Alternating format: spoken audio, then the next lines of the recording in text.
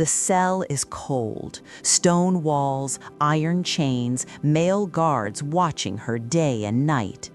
Joan of Arc is 19 years old. Her armor is gone, her banner is gone, the voices she once followed into battle are silent here. All she has left are chains around her ankles and the knowledge that every man outside this cell wants the same thing. Not just her death, her discrediting. Because if they can prove this teenage girl is a fraud, they can prove the king she crowned has no right to rule. This is not the sad ending of a saint. This is a legal execution, carefully engineered by a system terrified of one girl who changed history.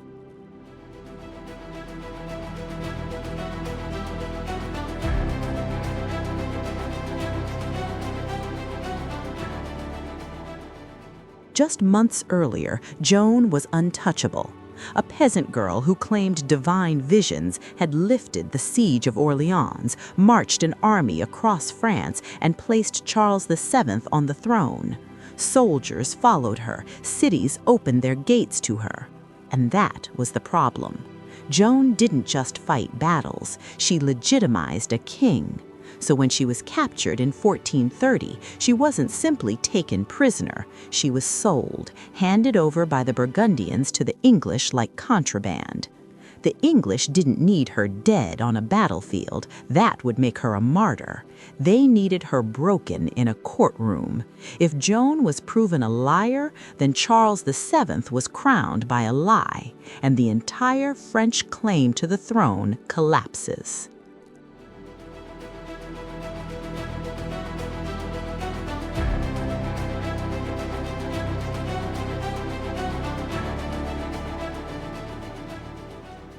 The trial room is not neutral.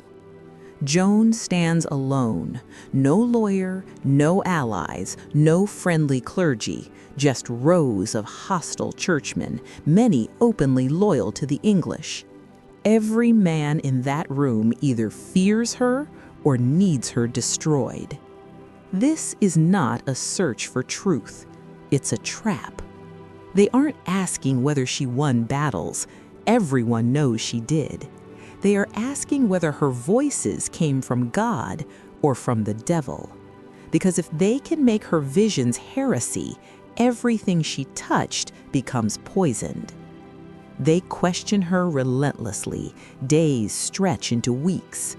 She's interrogated while chained, surrounded by men twice her age, trained in theology, looking for one mistake.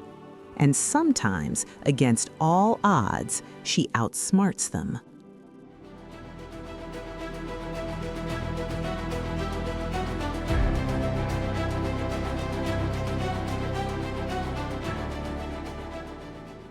They ask her where her voices come from. She says, God. They ask if Saint Michael really speaks to her. She says, yes.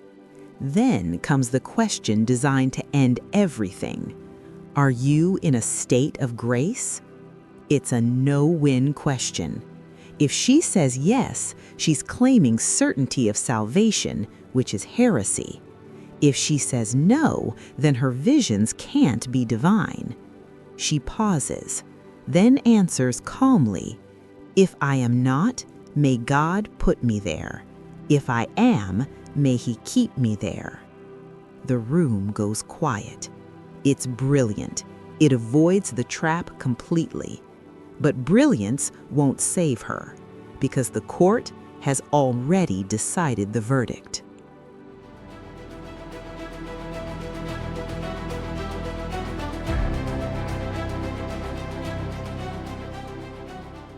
The real torture doesn't happen in the courtroom.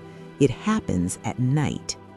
Joan is held in a secular prison, not a church one, guarded by English soldiers, not nuns. She's chained to her bed, watched constantly, threatened. She later testifies she fears assault. This matters, because one detail from her trial is often misunderstood: the clothing. Joan wears men's clothing in prison, not as rebellion, not as ideology, as protection. Men's clothes mean belts, laces, layers she can tie tight, barriers she can defend herself with. Women's clothing would leave her vulnerable. Days blur together. She's exhausted, sick, terrified. And then they present her with a document. If she signs, recanting her visions, they promise her life will be spared. She can't read it.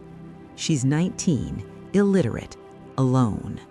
She signs, not because she breaks in faith, but because she wants to live.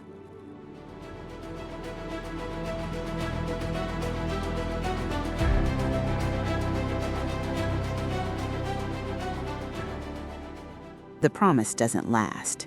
After signing, Joan is returned to her cell. Her women's clothing is taken away. Only men's clothing is left. Witnesses later testify this was deliberate. Joan faces a choice no one should ever face: change clothes and risk attack, or wear the clothes that kept her safe and be accused again. She puts the men's clothes back on. That's all they need.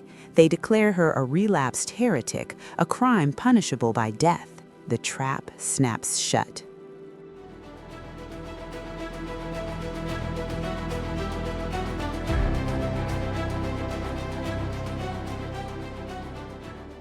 The morning of her execution, the square is packed. Joan is brought to the stake, weak, burned out, still 19. She asks for a cross. Someone makes one from wood and hands it to her. As the flames rise, witnesses say she keeps repeating one word: Jesus. Her body burns, then burns again and again. They reduce her to ash, then scatter those ashes into the River Seine. No relics, no grave, no place to pray. They think this will erase her. They are wrong.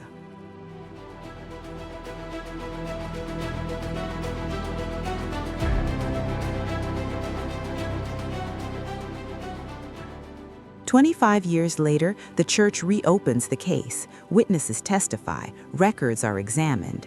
The verdict is reversed. The trial is declared unjust. Joan of Arc is cleared. Centuries later, she is made a saint. The teenage girl they tried to destroy becomes immortal.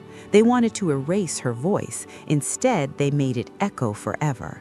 Because Joan of Arc wasn't killed for hearing voices. She was killed because she proved that power, real power, can come from the most unexpected places, and systems built on fear will always try to burn that truth away.